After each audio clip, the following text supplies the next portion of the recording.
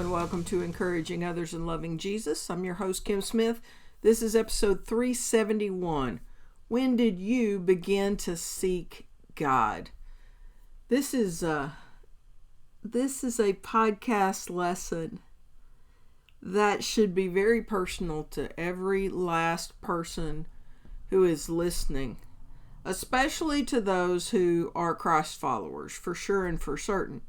But if you are not a Christ follower and you just happened upon this podcast, or at least you think you happened upon this podcast, today would be a great time for you to begin to seek God. Like, that would be the best reason for me to do this podcast today.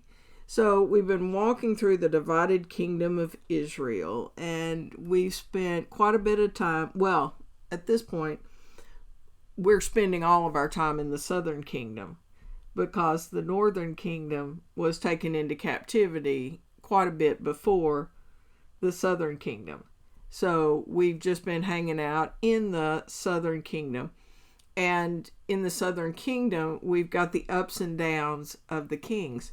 We've got ones that did what was pleasing in the Lord's sight. And then, sadly, the next generation will be one that did horrific things. And then you might have somebody turn around and the next one did something pleasing. Or it may be that they just kept doing bad stuff. Like, it just, there was no method to the madness, sadly. And thankfully, we get to have one more good king. And this one right here is one of the best, and that is King Josiah. So it hadn't been long ago that we were talking about Hezekiah, and Hezekiah was someone to be looked up to for the majority of his time. He really did a great job, and there's quite a bit of Josiah. What Josiah did was so much like what Hezekiah did, because Hezekiah took over when his dad died, and his dad had made a mockery of all things, including the temple. And he really worked very hard to try to right the ship.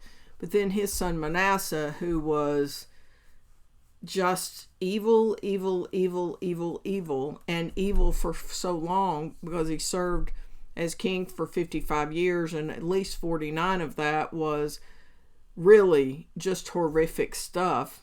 And then his son came behind him and didn't serve long, but served a couple of years, and he did what was evil in the Lord's sight. And then now we've got Josiah.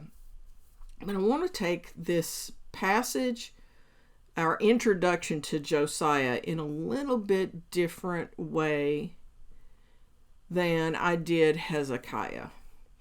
Because a whole lot of what he does in his early years, purifying the land, wanting to see the temple purified, wanting to see them turn back to the God of Israel.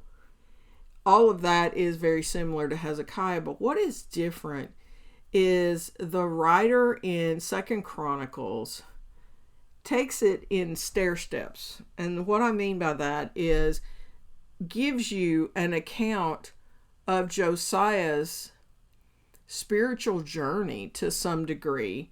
So Josiah took over as king at the ripe old age of 8. I did not say 80. I didn't even say 18. I said 8. Can you just fathom an 8-year-old in charge of any kingdom? Even the kingdom of their bedroom. Forget about the kingdom of Israel. Yeah, crazy stuff going on. But we get to see his spiritual journey, at least a glimpse of it. And so I specifically asked in the weekly engagement feature, so this is for you to think about as we read through this. It says, if you were to draw a timeline of your spiritual walk, where would be the progress? Where would the progress points be? Because that fits perfectly with Josiah. Now, you and I both know that chances are really good that if you are drawing a visual representation of your spiritual timeline, It's not going just up, up, up, up, up, up, up until you're just ready to rise to glory because you are so close to the Lord. Like, that's just not how life goes, is it? Or at least not my life. There are ups and downs. There are times where God takes us into valleys to get our attention and to draw us back to himself. There are times where we struggle, where we really, not only are we not growing, but our spiritual muscles are atrophying. And so I want you to think about that. I want you to think about a visual timeline to represent your spiritual journey. And I'm just going to read, it's only 9 verses for this week, but I want to read Josiah's little story here in order to get us all thinking about where God has grown us. Like, where are those points in our life where you know that you either totally pivoted and returned to the Lord, or you had an uptick because of something that happened and your spiritual muscles began to grow in those seasons. So here we go. So we're in 2 Chronicles 34, and I just like the way the chronicler shares this, because 2 Kings talks about Josiah as well, but not in the same amount of detail. So here we go. Josiah was 8 years old when he became king, and he reigned in Jerusalem 31 years. He did what was pleasing in the Lord's sight and followed the example of his ancestor David. He did not turn away from doing what was right. So here we go. Here's where our timeline begins to grow. So we've got 8-year-old Josiah in charge of the kingdom. And we don't know anything about his advisors specifically, but you know that he had to have good advisors or he would have run the place, run it off the rails at that time. So in verse 3 it says, during the 8th year of his reign, while he was still young, Josiah began to seek the God of his ancestor David. So that's right there where we got our title for this week.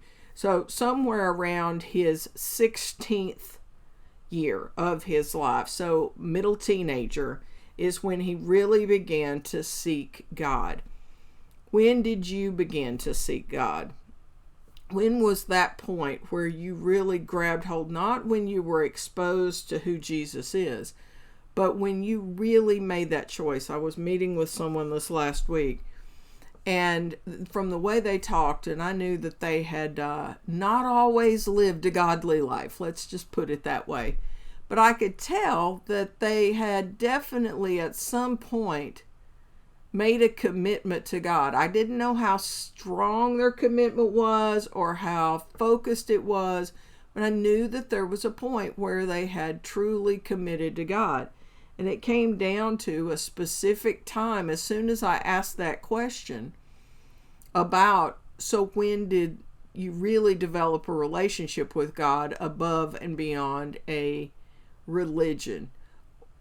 And they named off a date many, many years ago, and an event that really they made a commitment to God. They haven't always followed through on it, but that was a major turning point in their life. So for you, when did you begin to seek God? And so this is where Josiah is. He's about age 16, in that ballpark, and he's beginning to seek God. And then the next, we just jump. We don't learn anything about exactly what his seeking of God looks like at that point. But then it says, then in the 12th year, he began to purify Judah and Jerusalem. So let's just stop there. So if he was 8 years old in his 12th year, so somewhere around being a 20-year-old, really beginning to become an adult, that's when he really began to make life changes. So we see him at about 16 begin to seek God. When we see him again at around age 20, he begins to take this very seriously and begin to purify, not only talking about his own purification, but like really as the king, taking it very seriously that part of what his job was to clean house. just like Hezekiah had done. And you're going to hear the same thing. So isn't it pitiful that they had grown back the same mess of idols that poor Hezekiah walked into about 3 generations back, and many years back, because we've had Manasseh's 55 years in the middle. So we've got, then in the 12th year, he began to purify Judah and Jerusalem, destroying all the pagan shrines, the Asherah poles, and the carved idols and cast images. He ordered that the altars of Baal be demolished, and that the incense altars which stood above them be broken down. He also made sure the Asherah poles, the carved idols, and the cast images were smashed and scattered over the graves of those who had sacrificed to them. He burned the bones of the pagan priests on their altars, so he purified Judah and Jerusalem. That last part is above and beyond what Hezekiah even did. He burned the bones of the pagan priests on their own altars, so he purified Judah and Jerusalem. He was serious about cleaning up the act of the Israelites and getting rid of all forms and all altars of idol worship. What God was doing in him became something that he wanted to see God do in all of his people. Verse 6, it said he did the same thing in the towns of Manasseh, Ephraim, and Simeon, even as far as Naphtali and the regions all around him. Says he destroyed the pagan altars, the Asherah poles, he crushed the idols into dust, he cut down all the incense altars throughout the land of Israel. Finally, he returned to Jerusalem. And what that's all about, at least in my mind's eye, is when we really began to seek God and we really began to take seriously the calling that he has placed on our life, it's going to start making a difference not only right where we stand, which is where he began in Judah and Jerusalem. He began wanting to see their act cleaned up and wanting to see them worship the Lord their God. But then it's going to make a difference as we move forward, because he wasn't content to just see the idol factories demolished right where he lived. He was beginning to move out to see God move and see God glorified in the areas outside of that. That should sound really similar to a certain admonition that Christ made right as he was beginning to ascend. He told his disciples right before his ascent in Acts 1:8 that they would be witnesses. Not only Jerusalem, Judea, Samaria, which was foreign to them, because even though the Samaritans had some blood, had some kinship, they didn't claim them because they just did not like them. But they were kind of close. They were kind of like where Josiah's moving out to here. And then that they would be going to the ends of the world. In other words, he was like, you are going to be going. It wasn't like go. It was like, you are going. You're going to be my witnesses in Jerusalem, Judea, Samaria, and to the ends of the earth. And that's really what Josiah is doing as a young leader. As God is changing him, he's beginning to affect change right where he was, and then he's beginning to affect change a little further out, because he sees just the destruction that is brought about by all of this idol worship, and he wants to clean up the act of all of the areas right around him. And so in the 18th year of his reign, so now let's start counting again. We've got 8 to 18. So what do we got here? So in his mid-20s, after he had purified the land and the temple, Josiah appointed Shaphan, son of Azaliah, Messiah, the governor of Jerusalem, Joah, son of Jehoahaz, or Jehoahaz, something like that, the royal historian, to repair the temple of the Lord his God. They gave Hilkiah the high priest the money that had been collected by the Levites who served as gatekeepers at the temple of God. The gifts were brought by people from Manasseh, Ephraim, and from all the remnant of Israel, as well as from all Judah, Benjamin, and the people of Jerusalem. And we're going to go back into that next week. As he continues, one more place on his timeline, though, is the reason I included it in this week. So in his mid-20s, he has set about to make sure that every remnant of idol worship has been purged, not only from where he is, but from just outside of where he is. Like, he's trying to clean up the entire area. And then now in his mid-20s, he's like, okay, now we are going to focus on rebuilding the temple. Again, so much like what Hezekiah ran into. So much like. But we didn't see the timeline necessarily when it came to Hezekiah. It was different. And so as you look at that, we've seen Josiah at 8. He becomes king of Judah. Then, of the southern kingdom, which was Judah and Benjamin. So at 8, he becomes king. At about 16, he begins to seek God. At about 20, he really begins to work as in his leadership position to purify Judah and Jerusalem. And then in his next step forward, he begins to want to clean house and abolish the idol factories a little further out. And then in his 18th year, he begins to focus more on the temple and making sure that the people realize that not only is it important to clean house and get rid of all the idols, but we need to be focusing on worship of the Lord our God. And so that's quite the timeline for young Josiah, as we've seen in his life. You don't see that in most of the places in the Bible. You don't see somebody's spiritual timeline. And we don't see all the details, but we get a glimpse. And so how about yours? Like, I would love to see, if you would send it to me via email, encouragingothers-in-loving-Jesus@gmail.com. I would love to see your spiritual timeline. I would love to see just a visual representation of what God has done.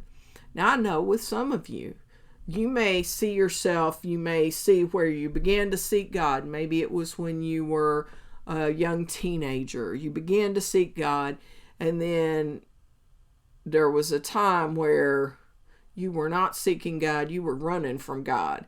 But God eventually brought you home. Like, your spiritual timeline could be all over the map, so to speak.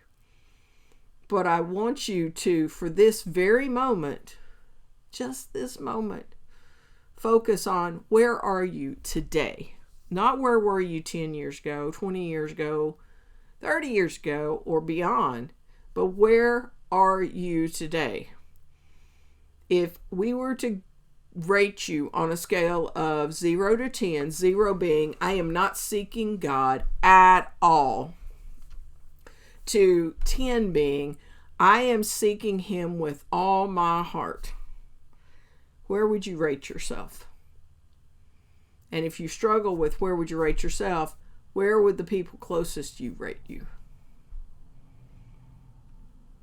And so, isn't today a good day to be one of those major junctures in your spiritual life where you choose today that I'm going to seek him more? I'm going to seek him more intimately. I'm going to do like Josiah, and I'm going to clean house, because there are little g gods all around me. They may not be carved in the way that the ones that they were dealing with were, but they may very well be my bank account. That relationship that I just believe I can't possibly live without. It may be all my ambitions and dreams that I refuse to hand over to God because I'm so afraid that he's going to change my heart. With you, what are your little g gods? And may today be the day that you act as Josiah did and begin to clean house. and begin to destroy those idols and to make sure that you do not turn back to them again, and that you begin to worship the Lord your God.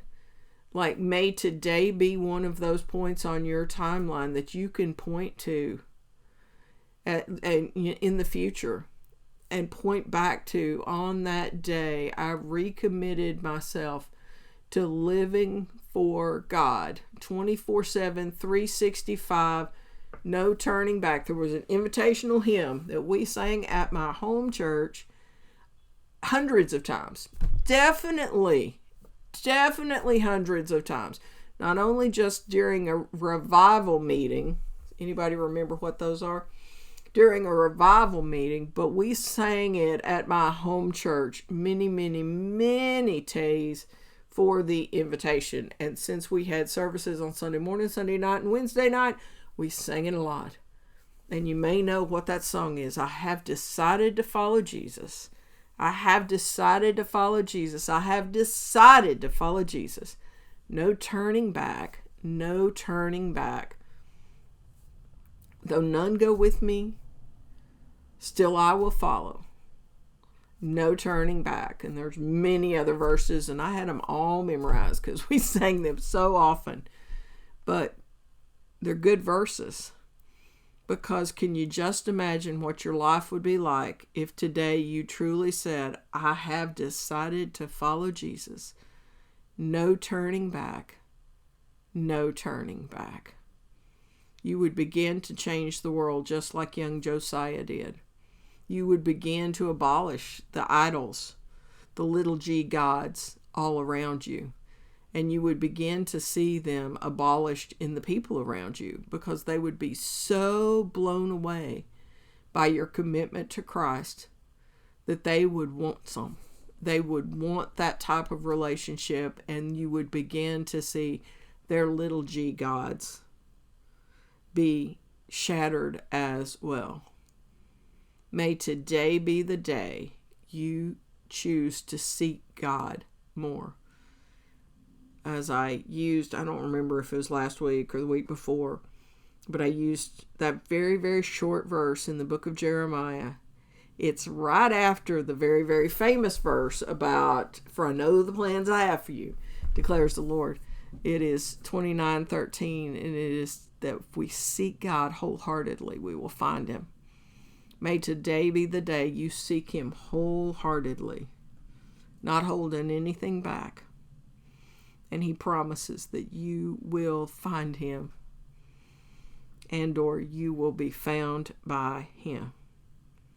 Isn't that an amazing truth? We're going to spend some time in Josiah's life. We're going to see, I don't know if we're going to do it next week or the week after, but it's coming up soon. One of the most important events in all of Israel's history.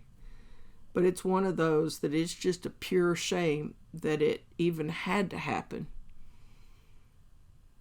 But I'm not going to get ahead of myself. So either we'll do that next week, or we will have one lesson in between. I haven't decided yet. So thank you so much for tuning in. Thank you for sharing this with others. Again, this is free for you to listen to and free for you to share. You can go all the way to the bottom of the show notes, and you can get the QR code to get all 371 episodes. It's one of the rare places, if not the only one, where you can get all of the episodes from the raw beginnings to now. So please join me again next week. I look forward to hearing your testimonials. You can either share in our Facebook group, or you can send me an email. I would love to hear it. I'm really into like saying the same word over and over again this week. Am I not? Well, how about you seek God with all your heart? Please remember, it's always a trust and obey kind of day.